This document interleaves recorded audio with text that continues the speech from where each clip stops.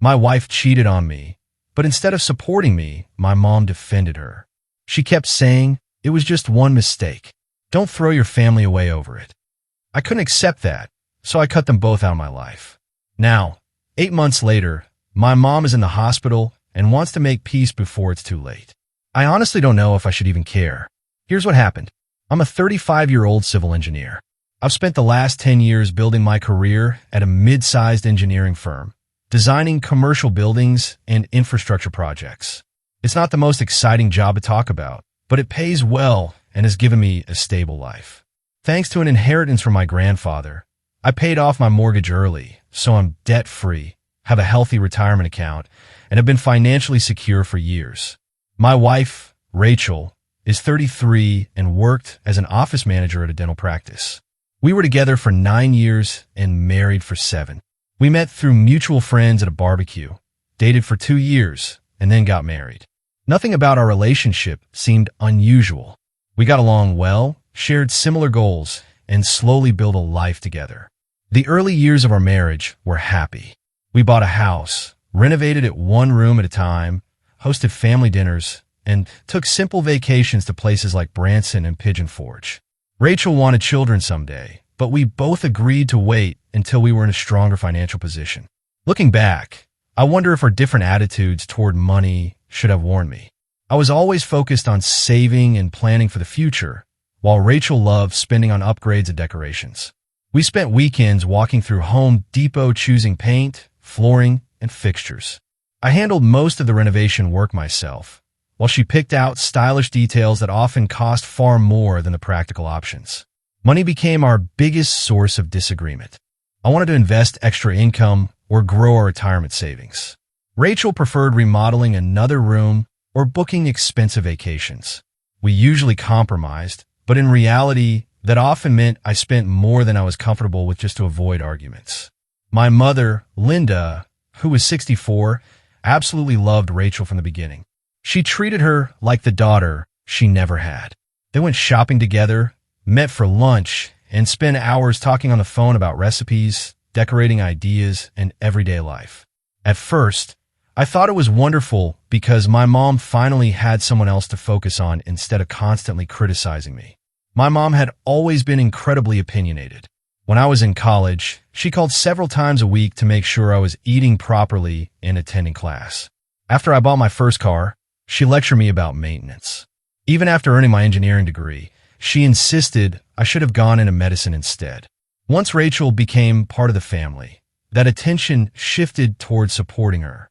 Whenever Rachel and I disagreed about finances, Mom would tell me I was being controlling.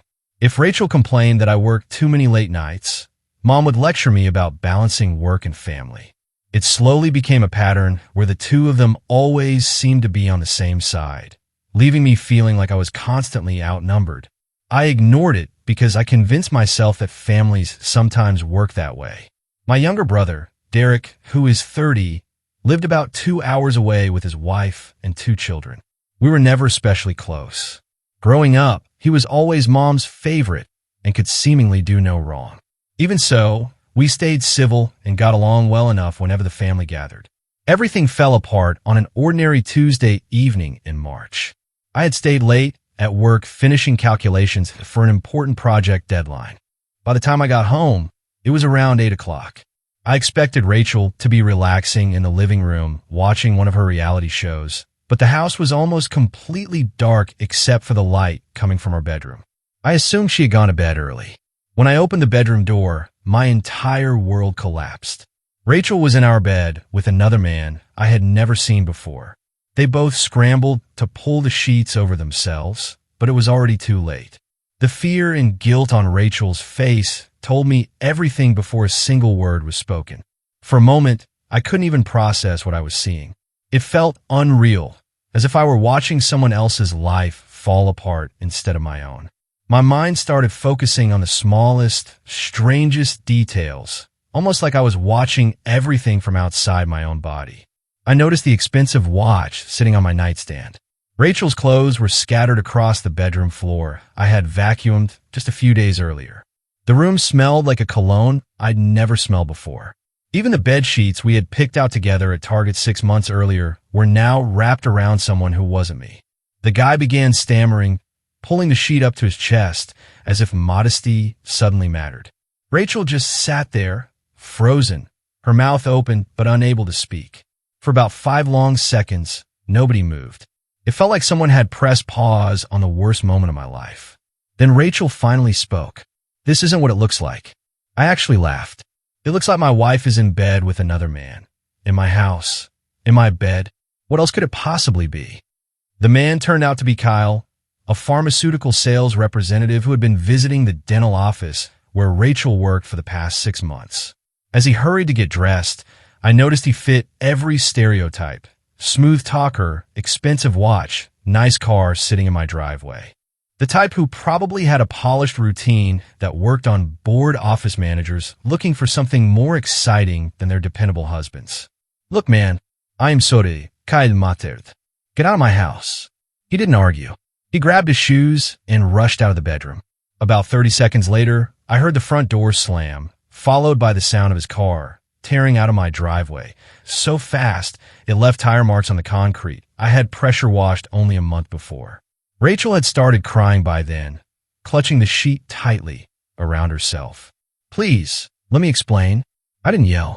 I didn't throw anything or start a fight like people do in movies. I simply stood there for a few seconds, letting the reality sink in while watching her desperately search for words that could somehow make any of this acceptable. Then I turned around and walked away. I went into my home office, grabbed my laptop and work bag, unplugged my phone charger from the kitchen, took my truck keys off the hook by the front door, and left. I could hear Rachel calling after me. A moment later, she came running down the hallway. She reached the front door, wearing nothing but a bathrobe. "Where are you going? We need to talk about this." I didn't answer. I climbed in my truck and started the engine. She ran toward me barefoot. "Please don't leave like this. Just let me explain." I backed out of the driveway while she stood there crying in the bathrobe I had bought her for Christmas. I drove away without looking back. My hand stayed steady on the steering wheel, even though my entire world had just fallen apart. I went straight to my friend James's house. He and his wife, Amy, welcomed me into their guest room without hesitation. James only asked one question. "You okay, man?" I told him everything. He simply nodded, handed me the guest room key, and said nothing else. James and I had been friends since college. We had worked together at my first engineering job before he moved to another company. He was the kind of friend who showed up to help you move without complaining and brought his own tools whenever you mentioned home project. Amy was just as supportive. She brought me fresh towels and told me I could stay as long as I needed. That night, I lay awake in their guest room, staring at the ceiling while my phone buzzed nonstop. Rachel kept texting every few minutes. Each message became more desperate than the last. "Please come home. We need to talk. I'm so sorry. It was a terrible mistake. He means nothing to me. You're the only person I love. Please answer. I can't lose you. This is killing me." I read every single message. I didn't reply to any of them. What was there left to say? She had already made her decision the moment she invited another man into our home and into our bed. Around midnight, her messages changed. Instead of apologizing, she started writing long explanations about how our marriage had been struggling, how she felt neglected because I worked too much, and how Kyle had simply been there when she was feeling lonely and vulnerable. It was the same old blame shifting. Somehow, working hard to provide for our future had become the reason she chose to betray me. The next morning, I woke up to 17 more text messages and 9 missed calls. Rachel's messages eventually changed from apologetic to angry. Asterisk, the least you could do is respond. Asterisk, asterisk, I'm your wife. You can't just ignore me forever. Asterisk, actually I could, and I did. That night, lying awake in James' guest room, I started making a list. Not an emotional one, a practical one. I wrote down every asset, every account, the timeline of our marriage, and every step I needed to take next. That's how my mind works. When everything falls apart, I focus on what I can control. The house had been purchased before we got married, using money I inherited from my grandfather, so it should remain mine. My truck was also mine before the marriage. Rachel's sedan was jointly owned. Most of my retirement savings came from contributions I made before we ever met, though some of the growth happened during the marriage. We had around $30,000 in a joint savings account that would have to be divided. Even my wedding ring made the list. In my mind, I had every right to keep it because she was the one who broke our marriage. By the time I finished, I had filled 3 pages of a legal pad with calculations, asset lists, and a plan of action. Around 2 in the morning, James found me sitting at his kitchen table surrounded by notebooks, spreadsheets, and paperwork. "You know a lawyer can handle most of this, right?" "I know," I replied, "but I need to understand every detail before I walk into that office. You can't protect what you don't know you have." He grabbed 2 drinks from the refrigerator and sat across from me. "Want to talk about how you're feeling?" "Not particularly." "Fair enough. Want help organizing all this?" For the next hour, we sorted everything together. James had gone through a painful breakup years earlier, so he understood how important documentation could be. By 3 o'clock that morning, I had a complete picture of what belonged to me, what we owned together, and what I was willing to walk away from. The next morning, I contacted a divorce attorney. She came highly recommended by one of my co-workers. Her name was Patricia, and she wasn't the type to offer emotional comfort.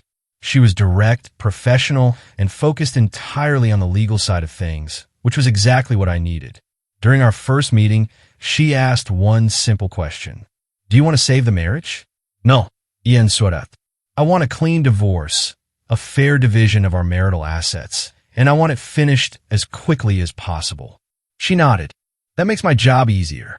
Let's go over what you own." Because I had purchased the house before our marriage using inherited money, it wasn't considered marital property. Most of my retirement account also consisted of contributions I'd made before we married, with only the growth during the marriage potentially being relevant. Our only significant shared assets were the joint savings account, which held about $30,000, and Rachel's car, which we had purchased together 3 years earlier. Patricia explained everything clearly. "The savings will be divided equally. The car depends on whose names are on the title. Everything you own before the marriage remains yours." The title listed both of us, so the car would have to be dealt with during the divorce. That was fine with me. Losing half the savings and splitting one vehicle seemed like a small price to pay for a clean break. I stayed at James' house for 3 days without responding to Rachel's endless texts and phone calls. She cycled through every possible emotion. First came the apologies, then the excuses. After that came anger, then bargaining, then more apologies. I read every message.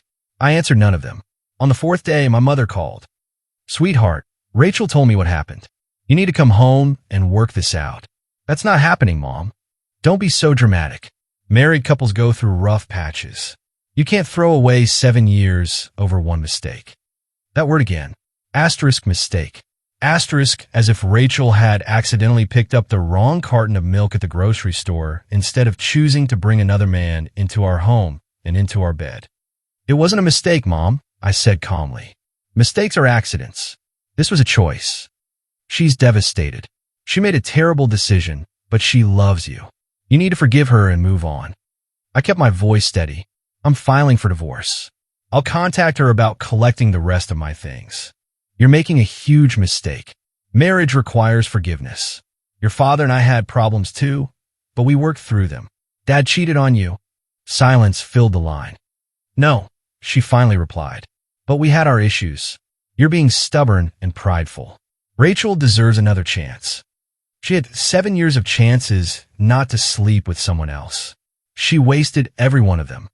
I'm done with this conversation." I hung up. Mom called back 4 more times. I didn't answer. 2 days later, James came with me to the house so I could collect the rest of my belongings. I had already confirmed that Rachel would be at work. I packed my clothes, my tools, my personal belongings, and my grandfather's antique clock from the mantel. Everything else stayed behind. It took about 3 hours to load everything into my truck and James' truck. Just as we were finishing, Rachel's car pulled into the driveway. She rushed inside, her eyes swollen and red from crying. "Please," she begged, "can we just talk? There's nothing left to talk about. My lawyer will contact you. I made a horrible mistake. It didn't mean anything. I'll do whatever it takes to fix this." James quietly stepped between us. He's made his decision, he said. James stepped between us. Let him get his things and leave. Rachel glared at him. This is between us. You don't understand what we have. I corrected from behind James. What we had. Then I carried the last box to my truck, loaded it into the bed, got behind the wheel, and drove away. I never looked back. That was when the real nightmare began. My mom made it her personal mission to save my marriage. She called me every single day, leaving long voicemails about forgiveness, family values, and how cruel I was being. When I stopped answering, she started showing up at my office. Thankfully, my boss was understanding. After the second time she appeared there, security escorted her out. Then she brought my younger brother, Derek, into it. One Saturday morning, he called me. Dude, cut mom some slack. She's just worried about you. She's not worried about me, I replied. She's worried about Rachel. Same thing. Rachel's family too. Not anymore, she isn't. Come on, man. People make mistakes. You're really going to throw everything away over this? There was again. Mistake. I took a breath. Derek, let me ask you something. If Sarah cheated on you, would you take her back? There was a long silence. That's different. Ow, Sarah would never do something like that. I couldn't help shaking my head. Apparently neither would Rachel. Until she did. I'm done with this conversation. I hung up. He called again. I didn't answer. A few minutes later, he texted me. You're being selfish. Think about how this affects the family. I blocked his number. Meanwhile, the divorce moved forward. Patricia handled everything with incredible efficiency. She was tough, organized, and never let emotions get in the way. Rachel's attorney argued that she deserved a larger share because she had contributed to the household during the marriage. Patricia shut that argument down immediately. She presented financial records showing that I had paid roughly 70% of all household expenses throughout our marriage. Rachel didn't challenge much after that. She fought for only one thing. She wanted to stay in the house. According to her, she couldn't afford another place right away and needed more time. Absolutely not, I told Patricia. She can stay with her parents, with her boyfriend, or anywhere else. She's not living in my house. Patricia smiled. I had a feeling you'd say that. I'll file for immediate possession. The judge ruled in my favor. Because I had purchased the house before the marriage using inherited money, it legally belonged to me. Rachel had no ownership claim. She was given 30 days to move out. Instead of accepting the decision, my mother intensified her campaign. She mailed me a 5-page letter about family loyalty, forgiveness, and how disappointed she was in me. According to her, I was making the biggest mistake of my life. Then she showed up at church. Ironically, I hadn't attended church in years, but I had recently started going with James and his family. Mom somehow found out where. She confronted me in the parking lot and caused such a scene that the pastor eventually had to ask her to leave. As if that wasn't enough, she contacted my boss. She tried to explain that I was going through a difficult time and hoped he would be patient and understanding with me. A day later, my boss called me into his office. He looked uncomfortable. Your mother contacted me. I'm sorry, I said. It won't happen again. She seems very concerned about your personal life. She's concerned about the wrong person's personal life. I paused before adding, it won't affect my work. He nodded. I know it won't. You're one of my best engineers. I just thought you should know. That night, I called my mother. It was the first time we'd spoken in weeks. You contacted my boss? Are you out of your mind? Someone has to make you see reason, she replied. You're ruining your own life. No, Mom. Rachel ruined my marriage when she chose to sleep with another man. I'm just cleaning up the mess she created. I took another breath before speaking again. And if you ever contact my employer again, I will file for a restraining order. Do you understand? You wouldn't dare. Try me. Then I ended the call, and I blocked her number. For months later, the divorce was finalized. Rachel received half of the money from our joint savings account, kept her car, and took the personal belongings she had already removed from the house. I kept my house, my truck, my retirement accounts, and, most importantly, my peace of mind. Rachel moved in with Kyle, the pharmaceutical sales representative. Later, mutual friends told me something that no longer surprised me. The affair hadn't been a one-time mistake. They had been seeing each other for 6 months before I walked in and caught them. 6 months of lies. 6 months of sneaking around behind my back while I worked late, trying to provide a good life for both of us. By the time I learned the truth, most of my anger had already disappeared. What I felt instead was relief. If anything, discovering the affair when I did probably saved me from wasting even more years of my life. My mother, however, never gave up. She kept sending messages through Derek, mutual friends, relatives, and even people from church. The message was always the same. I was throwing my family away because of pride. I was refusing to forgive. One day, I would regret my decision. Eventually, I changed my phone number. I started attending a different church. I also made it clear to every mutual friend that if anyone tried to pass along messages from my mother or Rachel, our friendship would end immediately. Most people respected my boundaries. The ones who didn't were cut out of my life as well. Through it all, James and his wife, Amy, became the family I could truly rely on. They were the ones who stood by me when everyone else expected me to accept betrayal and pretend nothing had happened. James and Amy never questioned the choices I made.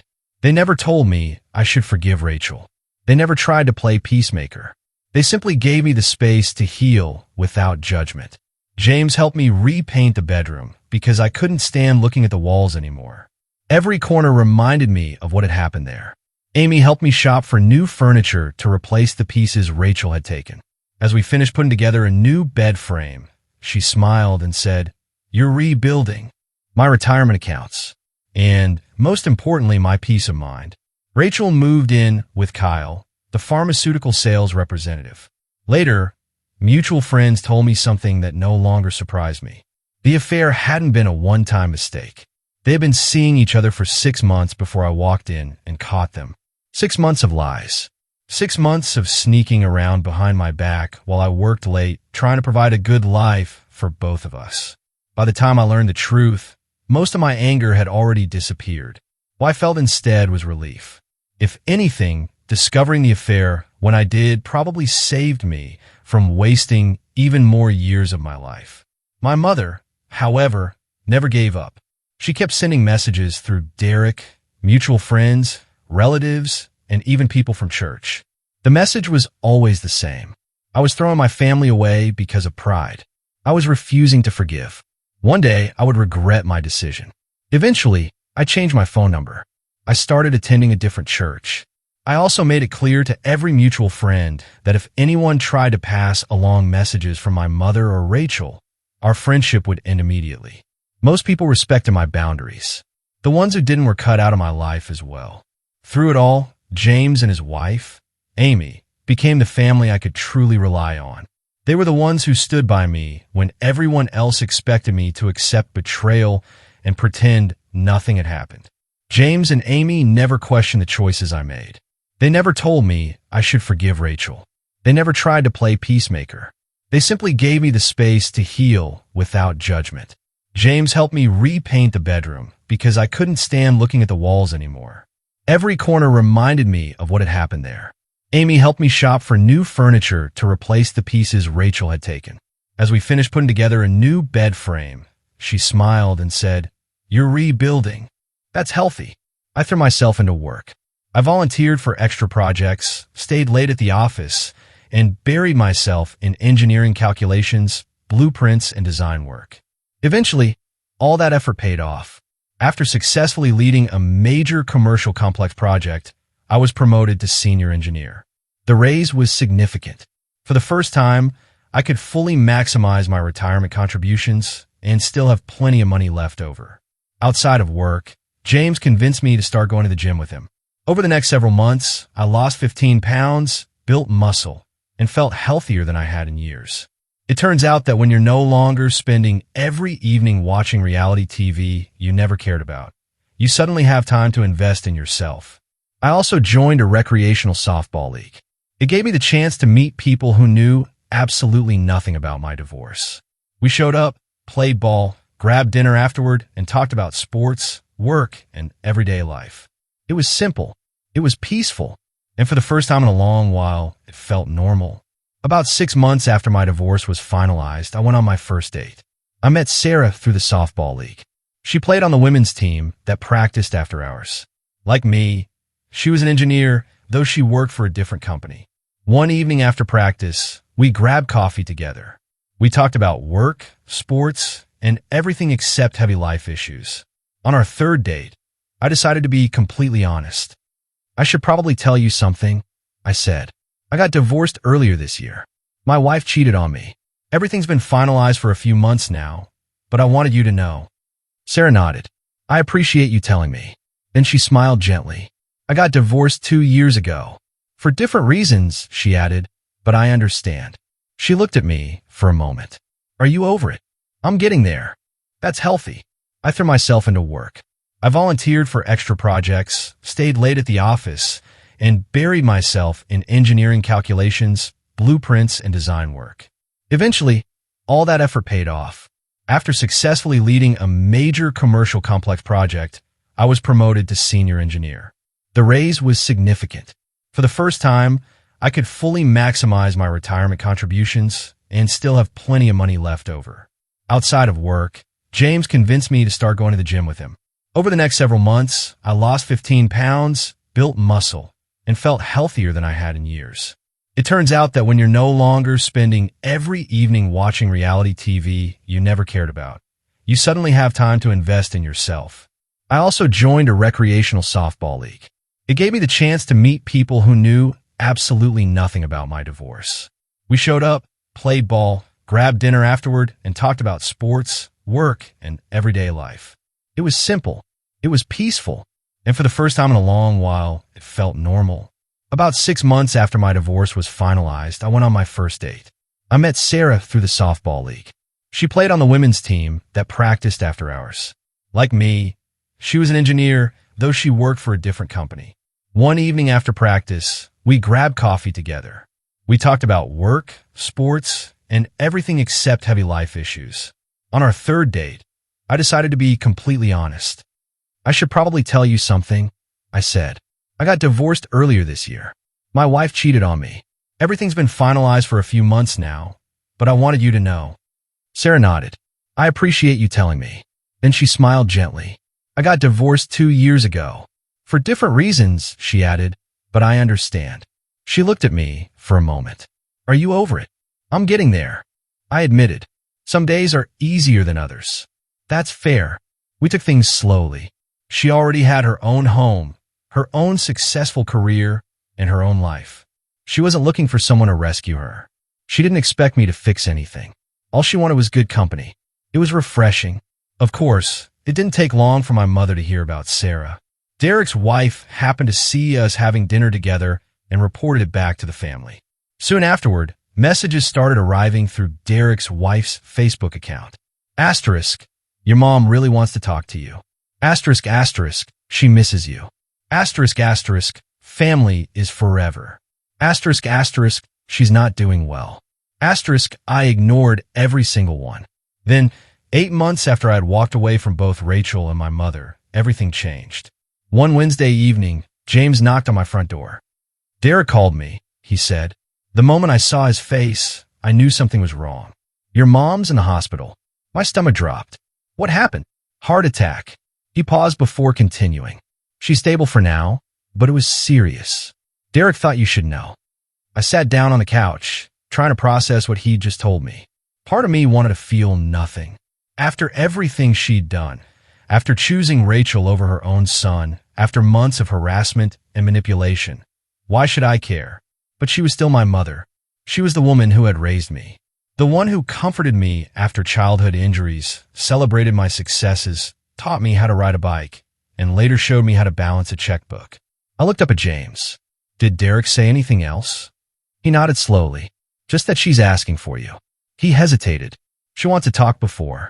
He didn't finish the sentence. He didn't have to. Reading between the lines, I understood. There was a chance she might not have much time left. They're running more tests. James continued. The doctors are trying to figure out how much damage the heart attack caused. I stared down at my hands. She chose Rachel over me. She told me I was wrong for refusing to forgive a woman who cheated on me. She harassed me at work. She spent months trying to pressure everyone around me into convincing me to take my cheating wife back. I know, James said quietly. I'm not telling you what to do. I'm just passing along the message. Did Derek say how serious it is? They're talking about bypass surgery. She's waiting for an opening. But the doctors are worried she could have another heart attack before they can operate. That night, I barely slept. My mind kept replaying memories from every stage of my life. Mom teaching me how to make her spaghetti sauce.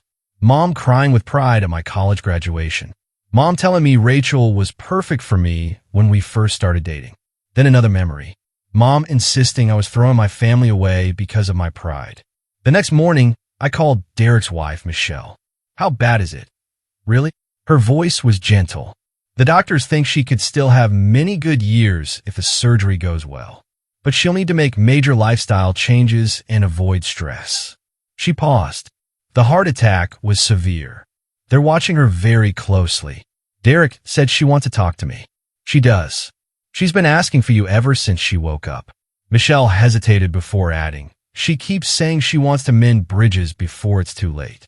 Asterisk, mend bridges. Asterisk, that phrase stayed with me. As if our relationship had simply developed a small crack instead of being completely torn apart by her own actions. I'll think about it, I finally said. She's your mother, Michelle replied softly. Whatever happened between you, she loves you. I couldn't help answering. She had a strange way of showing it. After we hung up, I called Patricia. Over the course of my divorce, she'd become more than just my lawyer. She was someone whose judgment I trusted. I need a reality check, I told her. My mom had a heart attack. She wants to make peace before surgery. After everything she put me through, do I owe her a visit? Patricia was silent for a few moments before answering. Legally, no, you don't owe anyone anything. Patricia was quiet for a moment before she answered. Legally, no, you don't owe anyone anything. She paused. Morally, that's above my pay grade. Then she added something that stayed with me. I tell all my clients dealing with family conflict the same thing. Whatever you decide, you're the one who has to live with it. Can you live with never seeing her again if something happens?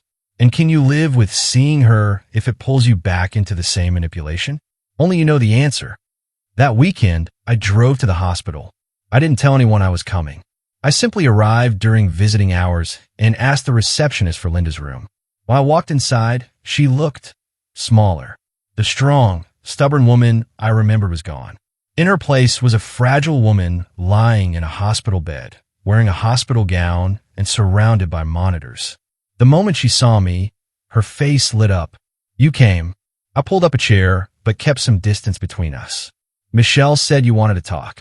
She took a slow, shaky breath. I've had a lot of time to think while lying here. About what's really important. I've been thinking about priorities and about the mistakes I made. She looked down for a moment. I'm sorry for how I handled everything with Rachel. I didn't say anything. Years of working as an engineer had taught me patience. Sometimes the best thing you can do is stay quiet and let someone finish explaining the problem before deciding what comes next. I honestly thought I was helping, she continued. I believed that if I could convince you two to reconcile, everything would go back to normal. I couldn't stand the thought of our family falling apart. I finally spoke. So instead, you took her side. You made me the villain simply because I had boundaries. She slowly shook her head. I wasn't trying to make you the bad guy. She closed her eyes for a second. I thought that if I pushed hard enough, you'd eventually forgive her and we'd all move on. I couldn't understand why you wouldn't. Because she betrayed me, Mom. My voice stayed calm. For 6 months, she lied to me every single day while sleeping with another man. That's not something you simply work through. That's something you walk away from. Tears filled her eyes. I understand that now. I really do. A tear rolled down her cheek. I made everything worse. When you needed your mother the most, I pushed you away. I chose the wrong person. I sat there without responding. Part of me wanted to stand up and leave. Part of me wanted her to live with the consequences of her choices, just as I'd been forced to live with the consequences of Rachel's betrayal. But another part of me could see something I'd never seen before. She genuinely looked remorseful. Not defensive, not manipulative, just sorry. After a long silence, I asked the question that had been bothering me for months. Why? Why did you fight so hard for Rachel instead of standing by your own son? Mom wiped her eyes with a tissue. I loved Rachel like she was my own daughter. When she called me crying and saying she'd made a terrible mistake and that you wouldn't forgive her, she swallowed hard. I just wanted to fix everything. I wanted my family back. I never stopped to think about what you were going through. I only thought about what I was losing. I looked at her. You weren't the one who lost anything. I was. She nodded. I know. I understand that now. She glanced at the heart monitor beside her bed.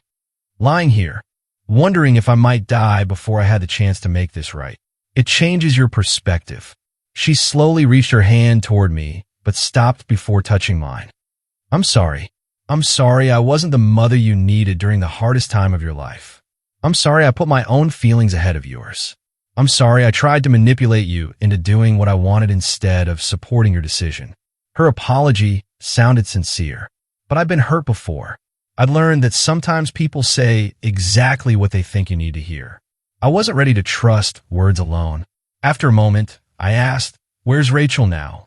Mom sighed. I don't know. I haven't spoken to her in months. That surprised me. What happened? I kept expecting her to stay in touch after the divorce, but she slowly disappeared. She stopped answering my calls. Derek ran into her at a grocery store once. She's still with that man. Mom looked at me. She never even asked how you were. I shrugged. Good. I hope they're very happy together. Mom studied my face for a few seconds. You really mean that? You're actually over it. I've been over it for months. I moved on. I got promoted at work. I made new friends. And I'm seeing someone who actually respects me. I smiled for the first time during the conversation. The divorce ended up being the best thing that could have happened to me. Mom nodded slowly. Derek mentioned you're dating someone. Sarah. She's an engineer too. We have a lot in common. Is it serious? It's going well. We're taking things slowly. A faint smile appeared on Mom's face. I'd like to meet her someday. She hesitated before adding, if you will let me. If you can forgive me enough to let me be part of your life again. That was the question I'd been struggling with ever since James told me she was in the hospital. Could I let her back into my life? Should I? I looked at her honestly. I don't know if I can forgive you yet. You hurt me, more than you probably realize. It wasn't just that you took Rachel's side, I said. It was everything that came after. You showed up at my workplace. You contacted my boss. You tried to manipulate everyone around me into pressuring me to take her back. You made one of the hardest periods of my life even more painful. Mom lowered her head. I know. I'm so sorry. I shook my head. Right now, sorry isn't enough. I need to see that you've actually changed. I need to know you truly understand why what you did was wrong. She looked me in the eyes. I do understand. I swear y do. I leaned forward so there would be no misunderstanding. Okay, if you want to be part of my life again, then these are my conditions. She nodded. I am listening. First, you need to acknowledge that divorcing Rachel was the right decision. I'm not asking you to apologize for how you acted. I need you to genuinely believe I made the right choice. She hesitated for a moment before answering. You did. Divorcing Rachel was the right decision. She betrayed you. You deserved better. I nodded. Second, you accept that Sarah is part of my life now. You will treat her with respect. No comparisons to Rachel. No comments about moving too fast. And absolutely no interference. I promise. Third, Derek is no longer your messenger. If you want to talk to me, you talk to me directly. No more sending other people to guilt me. Agreed. I took one more breath before saying the final condition. And fourth, this one isn't negotiable. If you ever try to manipulate me or anyone else in my life again, I'm done. Forever. There won't be another chance. I'll walk away and never look back. Tears filled her eyes once more, but she nodded. I understand. I won't let you down again. We'll see. I stayed another 20 minutes. We talked awkwardly about her doctors, the upcoming surgery, and what recovery would look like. When visiting hours ended, I stood up to leave. She looked at me quietly. Will you come back? Maybe. Let's see how the surgery goes. We'll take it one step at a time. I left the hospital feeling different, not happy, not relieved, but the weight I'd carried into that room didn't feel quite as heavy anymore. Her apology had sounded sincere. Still, I'd learned the hard way that words alone weren't enough. I'd have to see whether her actions matched what she'd promised. On the drive home, I called James. I saw Mom. She apologized, and honestly, I think she meant it. "How do you feel?" he asked. Conflicted. Part of me wants to believe her. The other part remembers everything she put me through and wonders if this is just another form of manipulation. James didn't answer right away. Finally, he said, "Give it time. See if she follows through. People can change, but they have to prove it." Yeah, that's exactly what I'm going to do. The next few weeks felt strange. Mom's bypass surgery was successful. I wasn't ready to visit again, but I did send flowers. She texted me a simple thank you. No guilt. No pressure, just gratitude. It was a small change, but I noticed it. A few days later, Dara called to update me on her recovery. For the first time in months, we actually had a normal conversation. No lectures, no speeches about family obligations. "She's doing better," he said. "The doctor wants her taking it easy for a while. She has to make some major lifestyle changes." I nodded. "Has she been asking about me?" "Yeah." Then he smiled. "But she also told me something." "What?" "She told me not to play messenger anymore.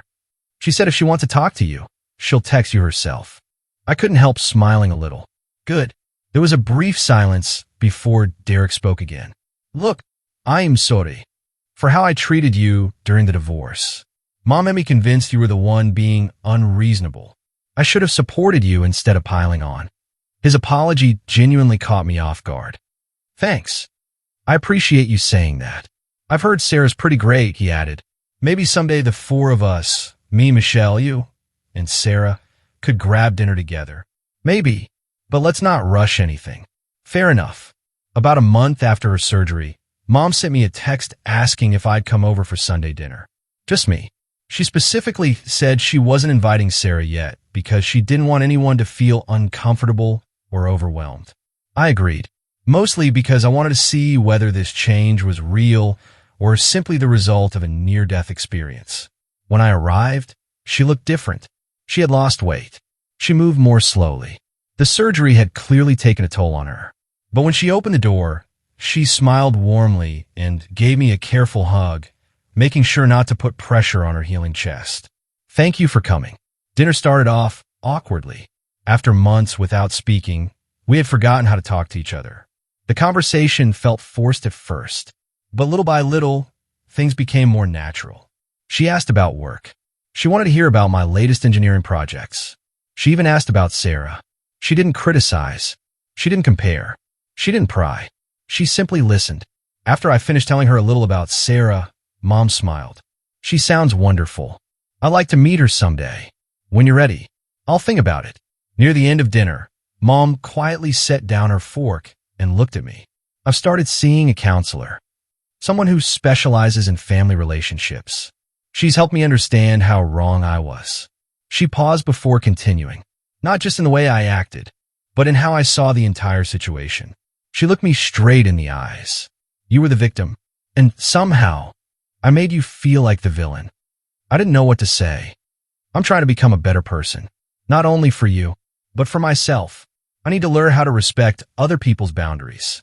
And I need to stop trying to control situations that aren't mine to control." I nodded slowly. "That's good, Mom. I'm glad you're getting help." She gave me a small, hopeful smile.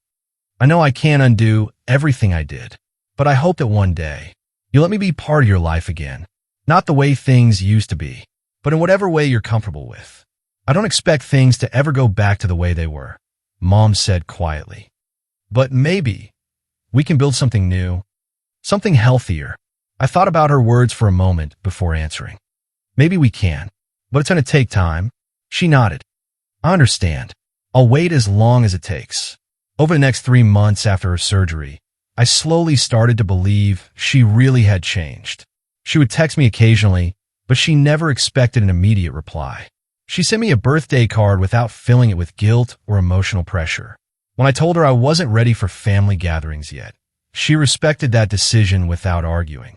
4 months after her surgery, Sarah and I had dinner at Mom's house for the first time. I was nervous the entire drive there. Part of me expected the old patterns to return. I was prepared to shut down any drama the moment it started. But never did. Mom was warm, welcoming, and genuinely kind. She asked Sarah about her engineering career, her family, and her hobbies. She never mentioned Rachel. She never compared the two of them. She never asked intrusive questions. She simply showed an honest interest in getting to know the woman I was dating. After dinner, while Sarah was in the restroom, Mom quietly pulled me aside.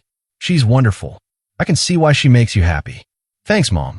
She smiled sadly. "I'm proud of you. You knew what you deserved, and you refused to settle for less. I should have told you that from the very beginning." Hearing those words meant more to me than I expected. For the first time since she'd chosen Rachel over me, some of the weight I'd been carrying finally began to lift. 6 months after our first hospital conversation, Mom, Derek, Michelle, Sarah, and I all sat down for dinner together. It was the first time our family had been in the same room since before my divorce. Surprisingly, it felt normal. No one mentioned Rachel. No one reopened old wounds. We simply shared a meal, laughed together, and talked like a family trying to move forward. While we were loading the dishwasher afterward, Sarah leaned over and whispered, "This is nice. Your family seems great." I smiled. "They're getting there. We're still a work in progress, but we're in a much better place than we used to be." That's where things stand today. Mom and I talk regularly now. The relationship still isn't what it once was. Part of me remains cautious, and maybe it always will. Trust doesn't magically return once it's been broken, but we're building something new, something healthier, and for now, it worked for both of us. Derek and I are brothers again. We're not as close as we might have been if he'd stood by me from the beginning. Still, we grab dinner sometimes, text about sports, and slowly rebuild what was lost. Sarah and I have started talking about moving in together. We're taking our time, doing things the right way, making sure we're both completely ready. She's met my closest friends. I've met her family. Everything about this relationship feels stable and genuine in a way my marriage to Rachel never did. About 7 months after the divorce, I saw Rachel one last time. She was having dinner with Kyle at a nice restaurant. Despite the expensive place, neither of them looked particularly happy. She noticed me walking in with Sarah. I watched her expression change from recognition to regret, and finally to forced indifference. I simply gave her a polite nod and kept walking. Whatever problems existed in her life were no longer mine to solve. I've seen people on Reddit argue that I should have stayed no contact with my mother forever. Some believe her apology was nothing more than emotional manipulation, and that she would eventually fall back in her old habits. Maybe they're right. Maybe one day I'll be disappointed. But here's what I've learned. Holding on to anger and cutting someone out forever can feel justified in the moment. Living with that anger year after year is a different story. It wasn't that I missed Mom's interference or the pressure she put on me. I missed having a mother. Her heart attack forced both of us to face some difficult truths. People are flawed. Sometimes it takes a life-changing event for them to truly understand the damage they've caused. Could she slip back into old behaviors? Absolutely. Do I still keep my guard up? Without question. But over time, she's shown real change. She's respected my boundaries. She's taken responsibility for her actions. She's put in the effort to understand where she went wrong. That's more accountability than many people are willing to show. As for Rachel, mutual friends later told me that she and Kyle broke up after about 8 months. Apparently, the excitement of an affair doesn't translate very well into the reality of an everyday relationship. She tried reaching out to me once. It was a long, rambling text about mistakes, regrets, and wanting another chance. I deleted it without replying. That chapter of my life is over. Closed, finished, and buried. If you enjoyed this story, don't forget to like the video and subscribe to the channel. Your support means a lot, and it helps us continue bringing you more stories like this. Thank you for watching, and I'll see you in the next one.